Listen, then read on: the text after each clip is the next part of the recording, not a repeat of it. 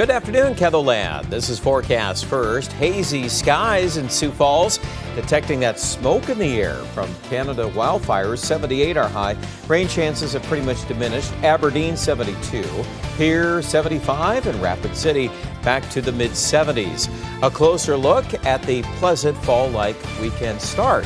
That and more coming up next on Midday in KELOLAND. Live from KELOLAND Media Group, Midday in KELOLAND. A local bar hosts its final bike night of the summer season. Plus, additional information released on the teen charged with killing 4 people at a Georgia high school. Good afternoon and thanks for having us in. We're learning more about the victims of yesterday's deadly school shooting in Georgia. Law enforcement officials say a 14-year-old student at Appalachia High School opened fire, killing 2 students and 2 teachers before being taken into custody. 9 others were wounded. Mark Strassman reports from Winder, Georgia. Flowers lay outside Appalachia High School this morning in tribute to the victims of Wednesday's deadly shooting. Investigators say a 14-year-old student opened fire around 10:20 a.m., killing 4 people and injuring 9 others. I got up, I started running. He started shooting like 10 times. He shot at least 10 times. The sheriff described how 2 school resource officers quickly confronted the shooter armed with an AR platform-style weapon inside the school.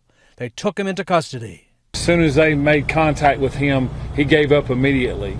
The FBI now says that local deputies questioned the suspect and his father last year. The reason at the time, online threats to carry out a school shooting by the suspect, who was 13 years old at the time. But the father told deputies that his son had no access to guns in the house. The suspect denied making those threats at the time, and so there were no arrests until yesterday. Investigators identified the 4 people killed as 14-year-old students Christian Angolo and Mason Schermerhorn, and teachers Richard Aspinwall and Christina Irami. You could get a question wrong on the board, and she's not going to make you feel dumb. She really make you, she'll make you feel welcome. Isaac Sanguma told CBS News he spoke to Irami, his math teacher, the morning of the shooting. She was begging me to come to class on time today, and I didn't know that was going to be my last time seeing her and talking to her. The shooting suspect has been charged with murder, and prosecutors say he will be tried as an adult. Mark Strassman, CBS News, Winder, Georgia. The Barrow County Sheriff credits a fast response from faculty with preventing the shooting from becoming an even larger tragedy. He said faculty alerted law enforcement to an active situation using a button on ID cards, a new system that had been in use for only about a week. Sheriff Judd Smith of Barrow County said a school resource officer confronted the alleged 14-year-old shooter. This afternoon, I'm going to interview a local school resource officer in Sioux Falls about how they help keep students safe. Pivoting now to a look at our forecast. Brian, we're seeing and smelling the haze that's up in the sky. Yeah, some of that smoke today has really made a presence known here at Sioux Falls. You can actually just, I've been outside here at this midday detecting that in the air. The timeline, too, here on that smoke, I think today we're going to deal with that in the southeast.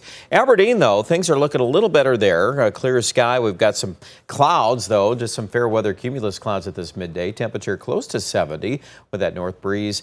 The wind there at Lake Madison, not too strong. Temperature also here in the upper 60s. And here's a look at where we also detect some smoke in the air in Rapid City, and that also connected to that activity farther to the west. And as we watch this frontal system go through, this morning we started off the day with a couple of showers around Sioux Falls. All of that now has pushed east into Wisconsin and parts of eastern Iowa. In its wake, not a lot of rain in those rain gauges. Most locations ended up with under 0.05 of an inch. Sioux Falls, nothing at the airport. And out toward Custer and Rapid City, they ended up with some totals there, 10 to 2,500. So at least it rained a little bit. There are the midday temperatures, 69 in Brookings now, same thing in Marshall. And that steady north breeze will continue, and I do expect that eventually we'll scour out some of that smoke here as we end the day in Sioux Falls. Our afternoon high about 78, 72 in Aberdeen, and mid-70s for Pierre and Rapid City. We'll have a closer look at the start to the weekend, which, by the way, Dan, looks awfully fall-like. That's some good news, but a return to summer, too, as we get into next week. And we'll get into all those details in just a few minutes. All right. Thank you, Brian. A father and son from Sioux Falls have completed a long-time goal together. They traveled to games at all 30 Major League Baseball stadiums. Richard and Eric Kirkner say they made some great memories together. Quite a bit of planning involved in that, because in order to make the loop or to take in 5 or 6 teams in a week's time, they all have to be playing games at home, of course. You'll have a chance to hear more about their adventure and how it all got started in tonight's Eye on KELOLAND at 10 o'clock.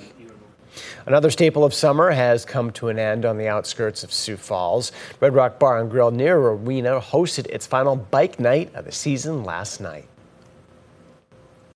The turnouts have been better than ever, more consistent than ever.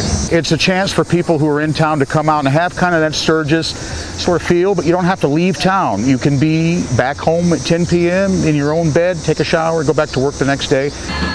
Bike Night is more than motorcycles and music. It's also a fundraiser for Children's Home Society.